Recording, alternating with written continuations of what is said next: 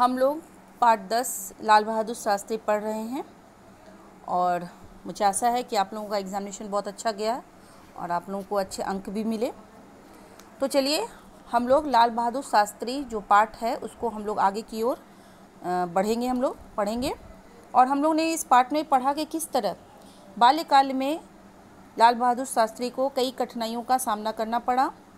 1.5 वर्ष की उम्र में उनके पिता का देहांत हो गया और उसकी माँ बहुत स्वाभिमानी होने के कारण वो किसी के आगे हाथ नहीं फैलाई और अपने पिता के घर चली गई। लेकिन किस्मत को वो भी मंजूर नहीं था और उसकी माँ का भी, नाना का भी देहांत हो गया।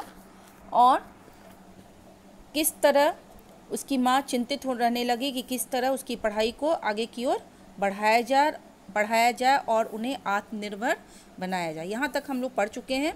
अब हम लोग आगे की ओर पाठ को पढ़ते हैं। काफ़ी सोच विचार के बाद उन्होंने शास्त्री जी को उसके मामा के घर बनारस पहुंचा दिया, परंतु इनकी किस्मत में यहाँ भी सुख नहीं था। उन्हें अपनी पढ़ाई पूरी करने के लिए आश्रय की ज़रूरत थी, लेकिन इसके लिए इन्हें मामा मामी के घर झाड़ू लगाना, कपड़े धोना आदि बहुत से काम करने पड़ते थे। माँ शास्त्री जी को सिखाती, हार ना मानना ही जिंदगी का दूसरा नाम है। जिंदगी में अगर सफलता प्राप्त करनी है तो उसके लिए परिश्रम करना आवश्यक है। माँ की इसी सीख ने शास्त्री जी को विपरीत से विपरीत परिस्थितियों से स्वयं को निकाल लेने की ताकत और बुराई को पीछे छोड़कर अच्छाई के साथ आगे बढ़ने की सीख दी। एक बार की घटना है, कक्षा में गुरुजी ने अंग्रेजी भाषा का पाठ पढ़ाने के बाद बच्चों को गृह कार्य दिया और कहा, कल सभी लोग अपनी अपनी रैपिड रीडर लाना ना भूलना। मैं हर बच्चे की उस किताब का निरीक्षण करूंगा और जो विद्यार्थी वह किताब लेकर नहीं आएगा उसे सज़ा दी जाएगी। तो उसकी माँ ने क्या की कि नाना जी के मरने के बाद उसकी माँ उसकी पढ़ाई को आगे बढ़ाने के लिए उसे अपने मामा के घर, शास्त्री जी को उसके मामा के घर पहुंचा दिया। लेकिन वहाँ भी उसे सुख नहीं मिला, क्योंकि उसके मामा मामी के घर में उन्हें आश्रित रहना पड़ा और उस आश्रित रहने के लिए उन्हें अपने मामा जी के घर में झाड़ू लगाना पड़ा, कपड़े धोने पड़े। और उसकी माँ जो थी शास्त्री जी को हमेशा अच्छी बातें सिखाती थी कि कभी ज़िंदगी में हार नहीं मानना, है ना। ज़िंदगी में हार नहीं मानना उसी ही हम ज़िंदगी कहते हैं। और अगर तुम्हें जीवन में सफल बनना है तो उसके लिए तुमको परिश्रम करना आवश्यक है, चाहे परिश्रम कुछ भी हो। और माँ की सीख ने शास्त्री जी को विपरीत से विपरीत परिस्थितियों में स्वयं को निकाल लेने की ताकत आती थी। उसकी माँ की अच्छी अच्छी बातें उसके अंदर हिम्मत लाती थी और वह बुराई को पीछे छोड़कर अच्छाई के साथ आगे बढ़ते जाते थे। और एक बार की घटना है कि विद्यालय में जो टीचर ने अंग्रेजी का पाठ पढ़ाने के बाद बच्चों को एक होमवर्क दिया, गृह कार्य का मतलब होमवर्क दिया, और कहा कि कल सभी बच्चे अपनी रैपिड रीडर लेकर आएंगे और मैं हर बच्चे की किताब का निरीक्षण करूंगा और जो विद्यार्थी यह किताब लेकर नहीं आएगा उसे सज़ा दी जाएगी। गुरुजी की बात सुनकर लाल बहादुर उदास हो गए। तभी उसके एक सहपाठी गोलू ने पूछा, लाल बहादुर तुम इतने उदास क्यों? लाल बहादुर ने कहा, मेरे पास तो रैपिड रीडर नहीं है और ना ही इतने पैसे हैं कि मैं किताब खरीद सकूं। अब क्योंकि गुरु ने कहा था कि रैपिड रीडर लेके आना, तो लाल बहादुर शास्त्री के पास इतने पैसे नहीं होने के कारण वह उदास रह गया कि भाई वो किताब कहाँ से खरीद ले। तो उसके दोस्त ने कहा कि तुम क्यों उदास हो? बोला कि मेरे पास उतना पैसा नहीं है, मैं कहाँ से ले पाऊँगा। फिर तो गुरुजी तुम्हें जरूर सजा देंगे और कक्षा में भी नहीं बैठने देंगे, गोलू बोला।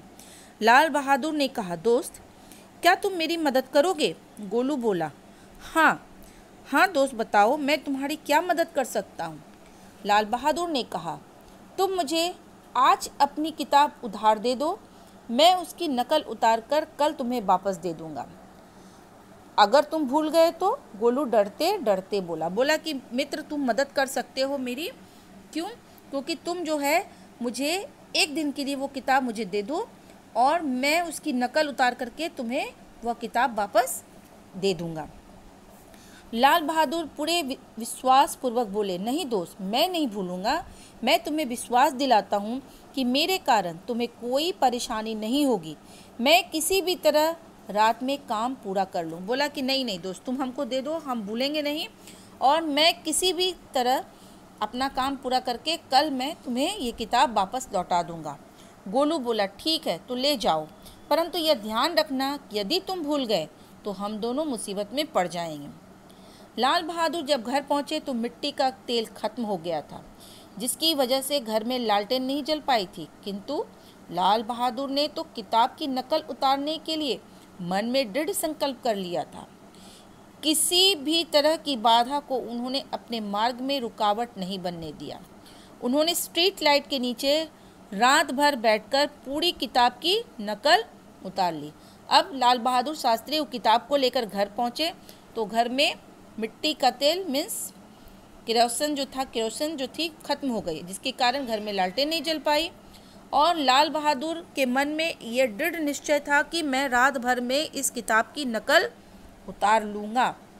और अगर आपके मन में दृढ़ निश्चय है तो कोई भी बाधा आपकी रुकावट नहीं बन सकती है। ठीक उसी प्रकार लाल बहादुर शास्त्री की भी जो रुकावट जो थी, बत्ती नहीं होना, लालटेन नहीं जलना, वो रुकावट उसके मार्ग में बनी हुई थी। वो रुकावट को उन्होंने अपने पर हावी होने नहीं दिया।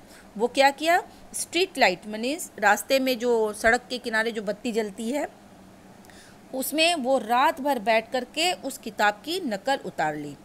अगले दिन कक्षा में गुरुजी ने सभी विद्यार्थियों को मेज़ों पर किताबें देखना आरंभ किया।